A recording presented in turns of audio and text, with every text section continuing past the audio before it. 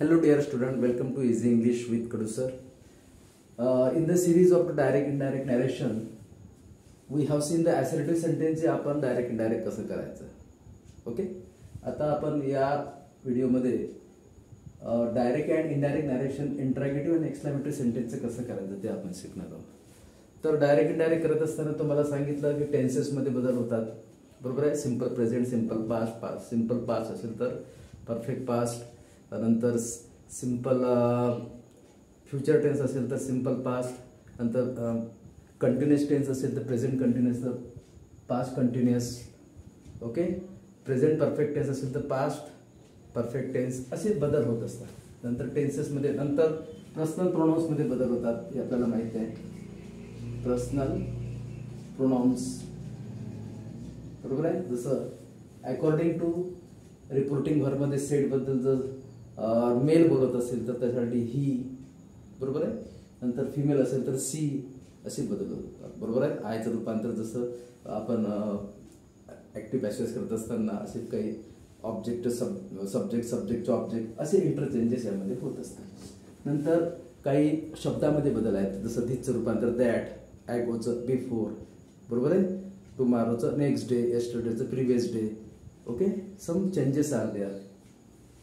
आता इंट्रॅगेटिव्ह सेंटेन्सचं आपल्याला indirect narration करायचं असेल, रिमेंबर दॅट हे जे रिपोर्टिंग वर्ब सेड आहे इथं ऑलरेडी आस्क दिलेलंच आहे. ओके, काही काही याच्यामध्ये आस्क दिलेलं असते. तर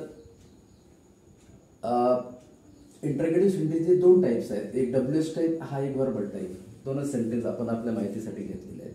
तर याच्यामध्ये डायरेक्टचं इनडायरेक्ट करत असताना कोणते चेंजेस म्हणजे कोणते चेंजेस होतात, कोणते बदल होतात ते आपल्याला बघायचं आहे. ओके, तर सेटला म्हणतात रिपोर्टिंग वर्ब, आपल्याला माहिती आहे. आणि विरामचिन्हमध्ये जे वाक्य आहे पंक्च्युएशनमध्ये त्याला म्हणतात reporting speech. Okay, remember that. तर डायरेक्ट इनडायरेक्ट म्हणजे इंट्रॅगेटिव्ह वाक्याचं डायरेक्टचं इनडायरेक्ट करत असताना फक्त कोणता शब्द वापरायचा रिपोर्टिंग वर्बबद्दल, आस्क. कोणता शब्द वापरायचा, ask. Remember that all the time, बिलकुल. ओके, प्रश्नार्थक वाक्याचं आपल्याला जर इनडायरेक्ट नॅरेशन करायचं असेल तर आस्क शब्द वापरायचा. ओके, आता आपण याचं याचं इनडायरेक्ट नॅरेशन करू. ही सेड बद्दल काय वापरणं आताच सांगितलं, आस्क. आणि दॅट कंजक्शन वापरत नाही, रिमेंबर दॅट. हा एक नियमच आहे. कोणता, इंट्रॅगेटिव्ह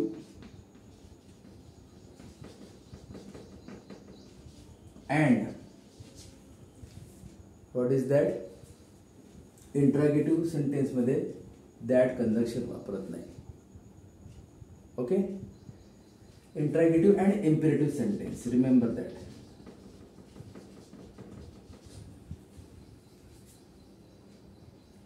Interrogative and imperative sentence we cannot use the that conjunction.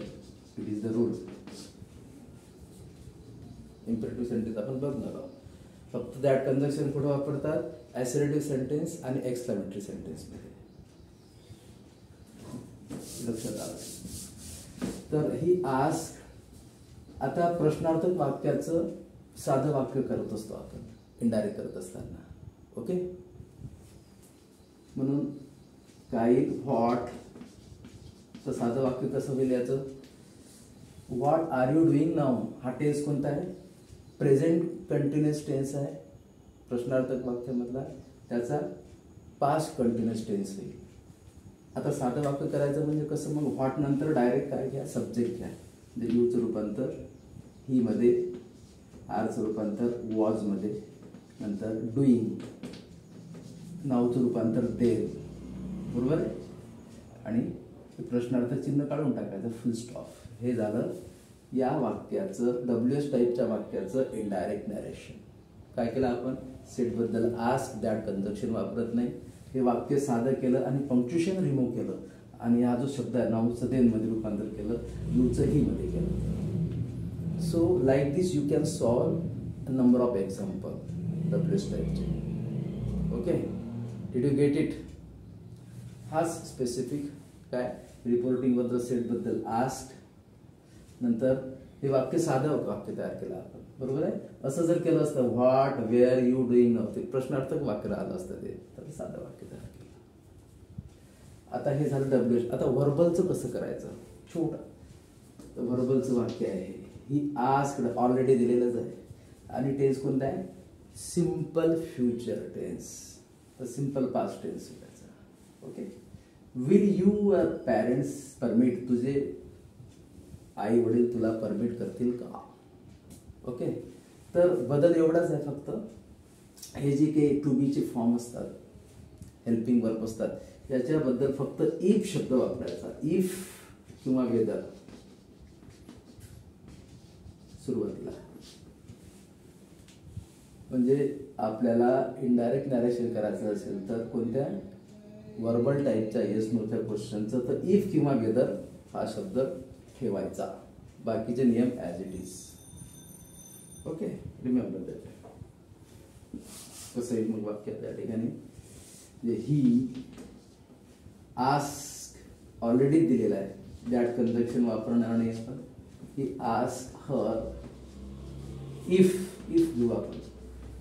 Okay. If युअरच्या बद्दल, कारण कोणाबद्दल म्हटलेलं आहे, हर, मुलीबद्दल म्हटलेलं आहे. म्हणजे if her parents, if her parents permit, if her parents will बद्दल काही would permit, if her parents WOULD would permit.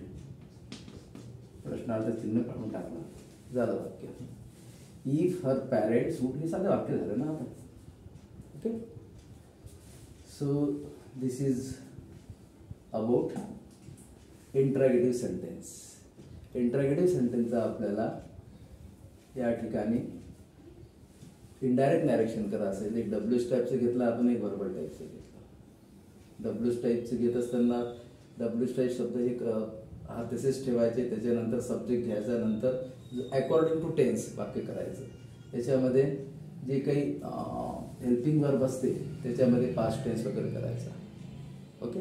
आणि आस्क हे वापरायचं बस. So you might have understood regarding this concept of indirect narration of interrogative sentence. Okay, so you do share, like and subscribe more and more to the student. Simple concept hai. Okay. So thank you so much regarding this.